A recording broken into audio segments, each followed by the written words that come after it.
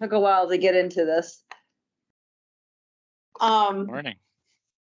And is it Annie or yeah, go ahead. I am here.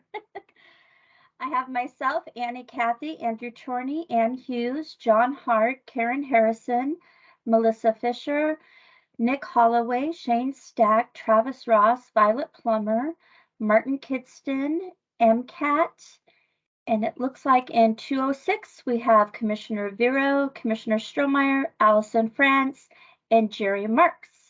Did I miss anybody? No, thanks so much, Annie. Thank you. Is there any public comment on items not on the agenda? Okay, consent agenda, 3 items. Anything that needs to be pulled out? Any comments or discussion there? Nope, I would move that we approve the consent agenda. Second, any further discussion? All in favor? Aye. Action items, okay. We have Jerry, you're the first one. Oh, this is a request to do what we call the GMAX agreement for our new facility. It basically covers the audio visual, a gazebo, and a few other things with it for $498,797. Yeah, that looks right. Okay, I have no questions, so I would move that we approve the amendment. AV and gazebo and other things are important. Yes. Okay, second, any further discussion? All in favor? Aye. Aye. Okay, Shane Stack with WGM agreement. So can you hear me okay? Yes. Great. So yeah, this is for a professional services agreement with WGM for 50% design on a project for South Avenue improvements as well as Clements Road improvements. The cost is not to exceed $59,175. The engineering work will then be rolled into an application for a Safe Streets for All grant application. That project would encompass essentially an application for federal funding to improve sidewalks and shared use paths along South Avenue from Reserve Street to Clements, and then from South Avenue to North Avenue on Clements Road. That application is going to be due September 15th, so WGM will have to get going here pretty quick. They've already provided me a rough order of magnitude cost estimate for the work in the county, which would be on South Avenue from 36th to Clements and on Clements from south to north. They are thinking that is going to be somewhere in the neighborhood of $2.5 million as far as the overall total construction cost. So that said, we're in a tight timeline, and WGM seems ready to go to get these designs taken care of.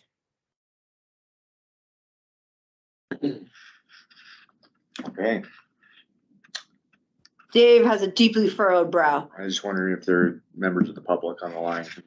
I can't see anyone, right? There's the media. But, okay. Connor, Martin, MCAT, anything? Any questions? Is this in anticipation of the bridge eventually taking place? Martin, I think this is work that would happen regardless of the bridge, whether it goes in or not. Because this is sidewalk, safe streets. Is that?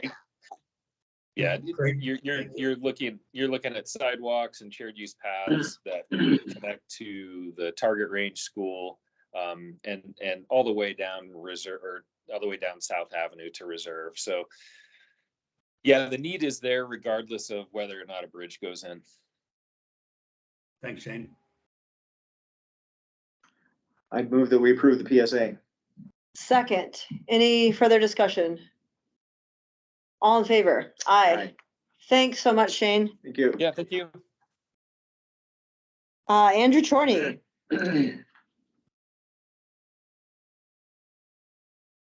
General obligation bond. Can you see me? Can't see you, but we can hear you. Jeez. I don't know what's going on with my camera. Well, I'm here to ask that you go ahead and adopt a resolution relating to the $4,048,000 and $48,000. I'm going to get this right. And general obligation bonds, which came about from a judgment levy that was brought by the lawsuit that was brought by the deputies in a wage claim against the county. We were settled for $3,450,000.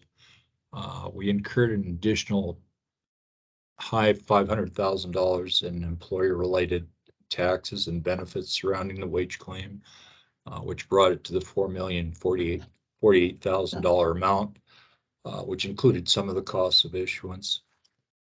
We have another approximate $400,000 that we'll be paying out of the risk fund for some SRS interest penalties that we have incurred as employer. We'll go ahead and put this as judgment levy on the tax roll. We just got the new taxable values in. They came in a little higher. We're $281,000 per mil. In the first year, the debt service will be approximately $795,000. Years 2 through 5, $896,000. About $4.05 per $100,000 property, or about $15.92 on a $500,000 home. It's a 5-year bond, 2.75% interest. That's about it. I won't go into details of the case. Erica's been over that already. Been through bond counsel, and I'd ask for your approval of the resolution. I'm sorry, what was the interest rate you just said?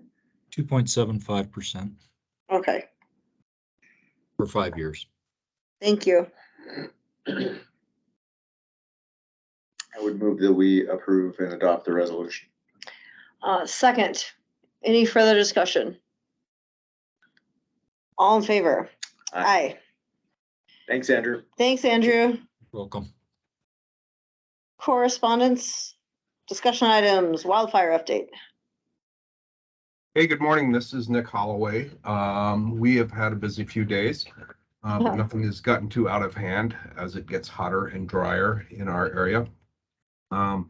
Up on Thayer Road off Route 12, we had a fire burning in grass and timber, but it was held to 10 acres. There were some evacuations in place for that one, but thanks to a quick and robust response with a lot of agencies, included 10 engines and 3 helicopters, we were able to knock that down and get folks back in their homes fairly quickly.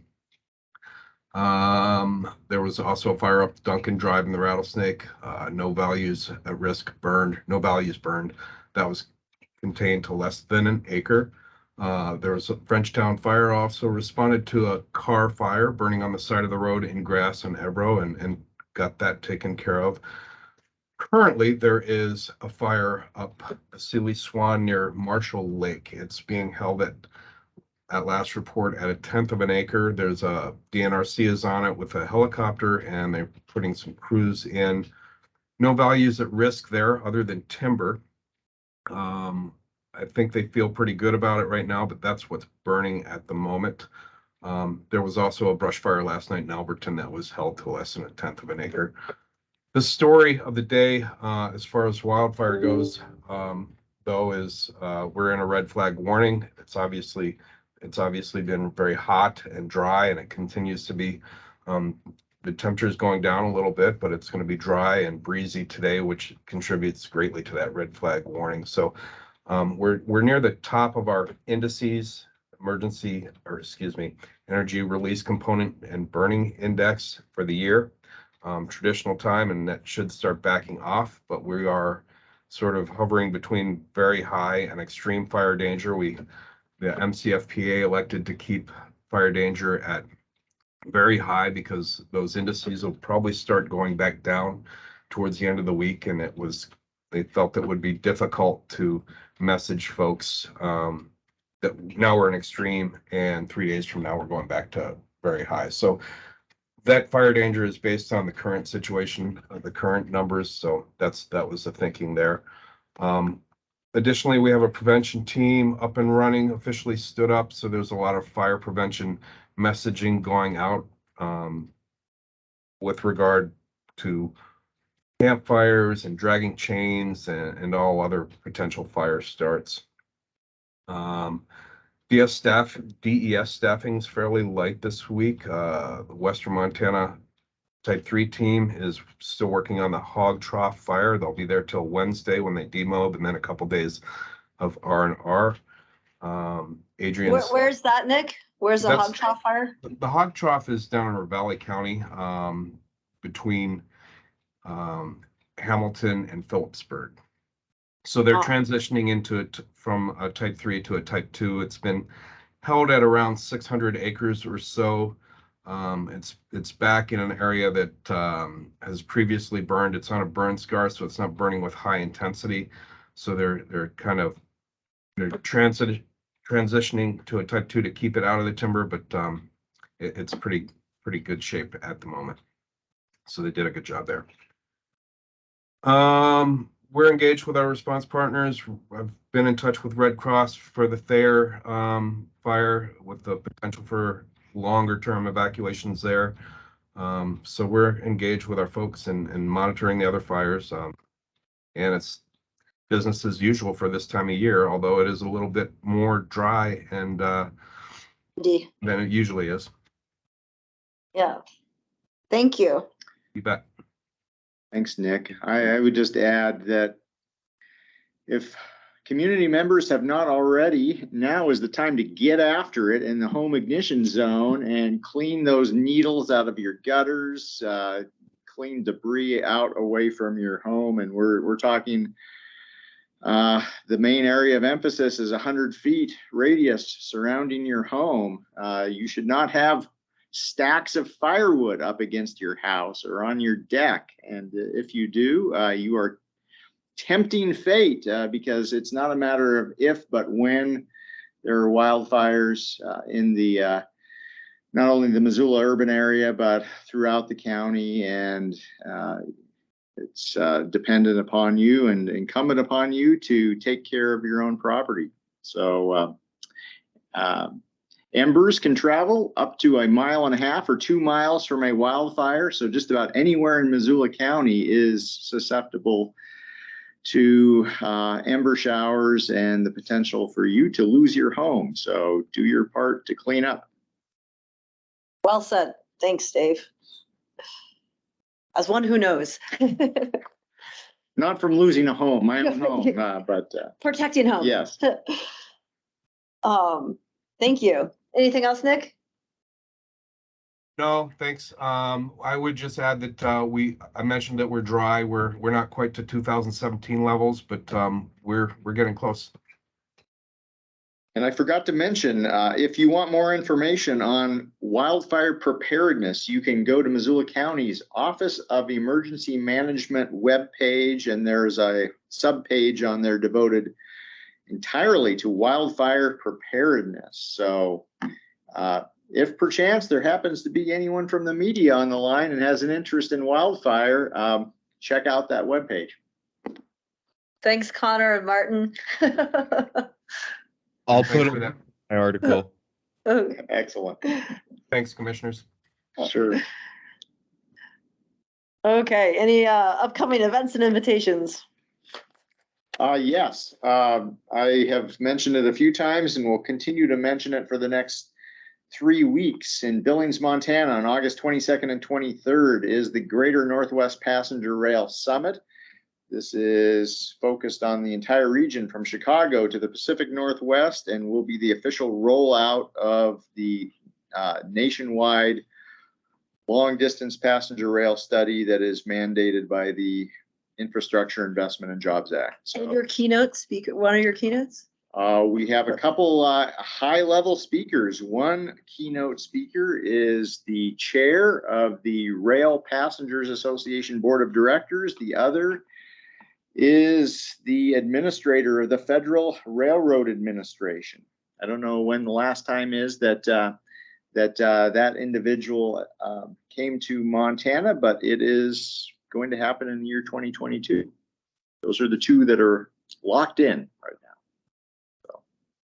And Fair Week is coming up, and Allison, do you have anything to add about activities? Yes. Yes, an activity related to the fair is that Missoula County launched our first ever pet commissioner election.